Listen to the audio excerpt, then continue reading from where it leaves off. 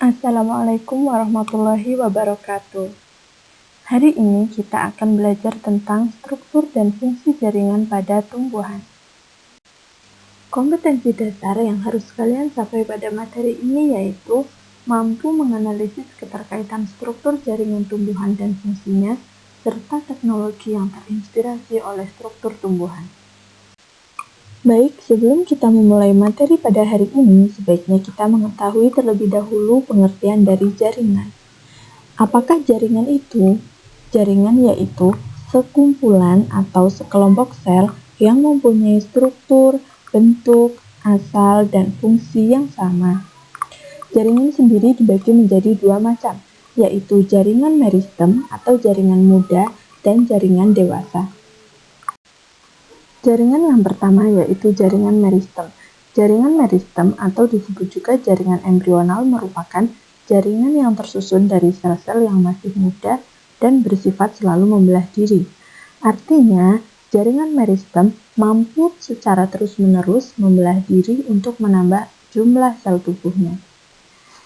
Ciri-ciri dari jaringan meristem itu sendiri diantaranya yaitu tidak adanya ruang antar sel, sel-selnya banyak mengandung protoplasma, berbentuk bulat, lonjong, atau poligonal dengan dinding sel yang tipis, dan setiap selnya mengandung satu atau lebih inti sel.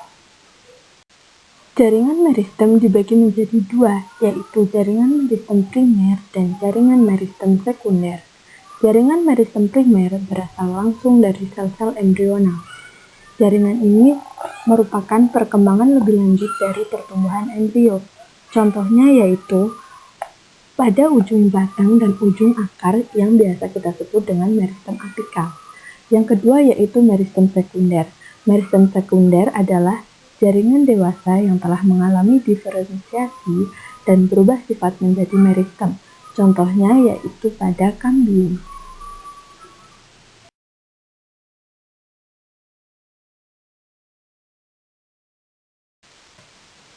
Jaringan yang kedua yaitu jaringan dewasa atau jaringan permanen. Jaringan dewasa adalah jaringan yang terbentuk dari hasil diferensiasi dari sel-sel hasil pembelahan jaringan meristem. Jaringan dewasa sendiri memiliki ciri-ciri yaitu telah mengalami diferensiasi, kemudian pada umumnya tidak membelah lagi, dan bentuknya permanen. Rongga selnya besar, dinding selnya sudah mengalami penebalan. Jaringan dewasa berdasarkan fungsinya dibagi menjadi 5, yaitu jaringan epidermis, jaringan parenkim, jaringan penguat, dan jaringan pengangkut. Jaringan epidermis. Jaringan epidermis merupakan jaringan yang menutupi permukaan tumbuhan dan berfungsi untuk melindungi jaringan yang ada di bawahnya, serta melindungi bagian dalam tumbuhan dari faktor luar. Jaringan epidermis memiliki ciri-ciri bentuk selnya seperti balok, tersusun berlapis tunggal, rapat, tidak memiliki ruang antar sel, dan tidak memiliki klorofil. Sel-sel dari jaringan epidermis dapat berkembang atau mengalami modifikasi menjadi alat-alat tambahan lain yang disebut derivat epidermis, seperti stomata dan trikoma. Stomata yaitu celah yang terdapat pada epidermis organ tumbuhan. Pada semua tumbuhan yang berwarna hijau, lapisan epidermis mengandung stomata paling banyak pada daun. Stomata ini sendiri terdiri atas bagian-bagian yaitu sel penutup, bagian celah, sel tetangga, dan ruang udara dalam. Yang kedua yaitu trikoma. Trikoma ini terdiri dari sel tunggal atau banyak sel. Strukturnya menyerupai trikoma tetapi tidak besar, terbentuk dari jaringan epidermis atau di bawah epidermis yang disebut emergensia. Sedangkan apabila terbentuk dari jaringan stel disebut spina atau duri. Selanjutnya yaitu jaringan parenkim. Jaringan parenkim sering disebut juga sebagai jaringan dasar. Jaringan ini memiliki kloroplas dan berbentuk poligonal dengan banyak ruang antar sel untuk pertukaran udara. Jaringan parenkim juga memiliki membran sel yang tipis dan jarang mengandung lignin. Sel pada parenkim yang mengandung klorofil disebut klorenkim.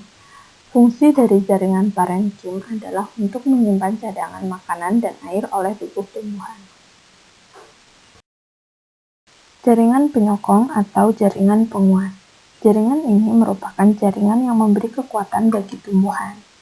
Berdasarkan bentuk dan sifatnya, jaringan penyokong dibedakan menjadi dua, yaitu jaringan kolenkim dan jaringan sklerenkim. Jaringan kolenkim terdiri atas sel-sel yang bagian sudut dinding selnya mengalami penebalan selulosa dan sel-selnya masih hidup.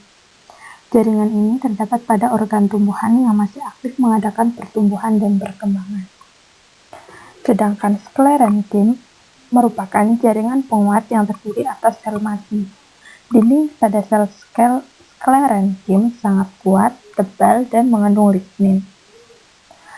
Fungsi dari jaringan penyokong yaitu untuk menguatkan bagian tubuh tumbuhan. Jaringan pengangkut. Jaringan pengangkut pada tubuh tumbuhan terdiri dari dua jenis, yaitu xilem dan floem. Xilem berfungsi untuk mengangkut air dan unsur hara yang terlarut di dalamnya dari akar menuju daun, sedangkan floem berfungsi untuk mengangkut makanan hasil fotosintesis dari daun ke seluruh tubuh tumbuhan.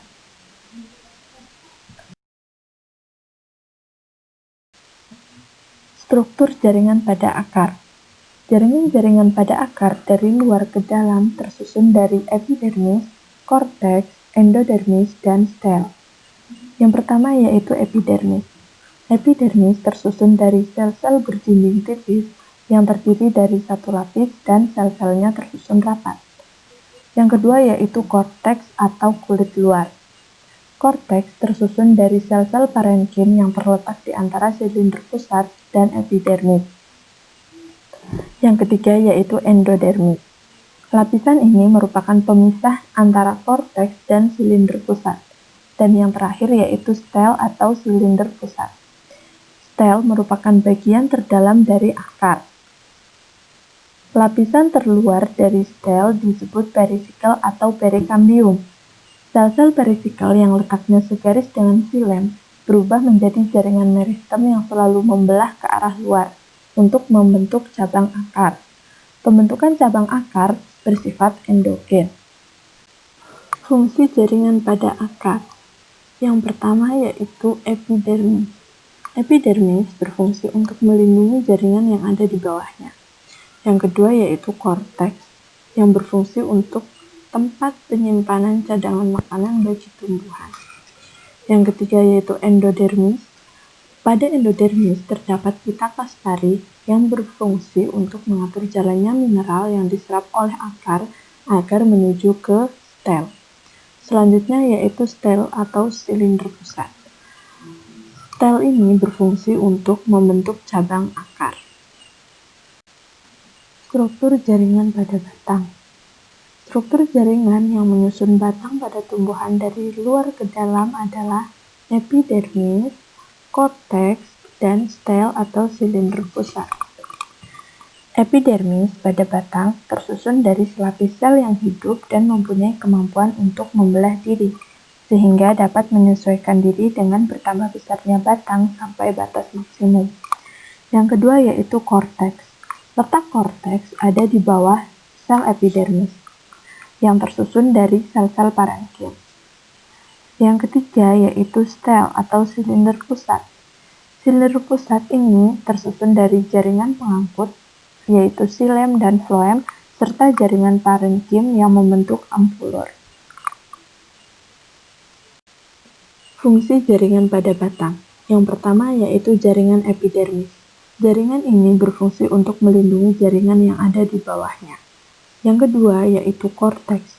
Korteks berfungsi sebagai tempat penyimpanan cadangan makanan bagi tumbuhan tertentu seperti tebu, kentang, kunyit, jahe, dan sebagainya.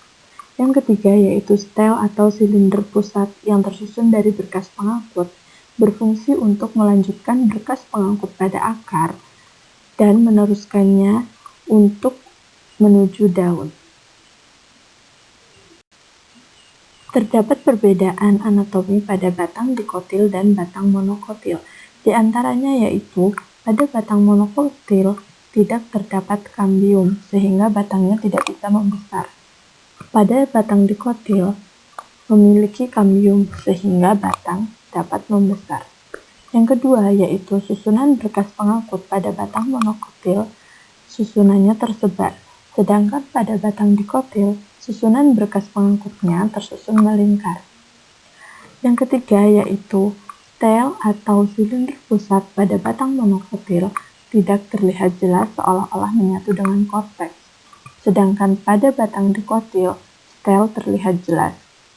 Yang terakhir yaitu pada batang monokotil tidak terdapat empulur, sedangkan pada batang dikotil terdapat empulur pada bagian pusat stel atau silinder pusat.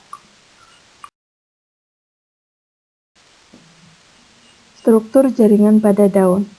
Daun merupakan salah satu bagian tumbuhan yang berbentuk lembaran yang sangat pipih dan berwarna hijau. Daun memiliki fungsi utama sebagai tempat terjadinya proses fotosintesis. Secara anatomi, daun tersusun dari jaringan epidermis, jaringan mesofil atau jaringan parenkim, dan jaringan pengangkut yang terdiri dari xilem dan floem. Jaringan yang pertama yaitu jaringan epidermis. Jaringan epidermis ini terdapat di bagian atas dan di bagian bawah daun. Jaringan ini berperan untuk melindungi jaringan yang terdapat di bawahnya dari berbagai kerusakan. Yang kedua yaitu jaringan mesofil atau jaringan parenkim. Mesofil pada daun terdiri dari jaringan parenkim yang dapat dibedakan dari parenkim palisade dan parenkim spons atau jaringan bunga karang. Sel-sel penyusun parenkim palisade tersusun rapat, banyak mengandung klorofil, sehingga pada bagian inilah berlangsung proses fotosintesis atau asimilasi zat karbon. Adapun jaringan bunga karang tersusun dari sel-sel yang bentuk dan letaknya tidak beraturan, banyak mempunyai ruang antar sel, dan tidak mempunyai banyak kloroplas. Jaringan yang ketiga yaitu jaringan pengangkut.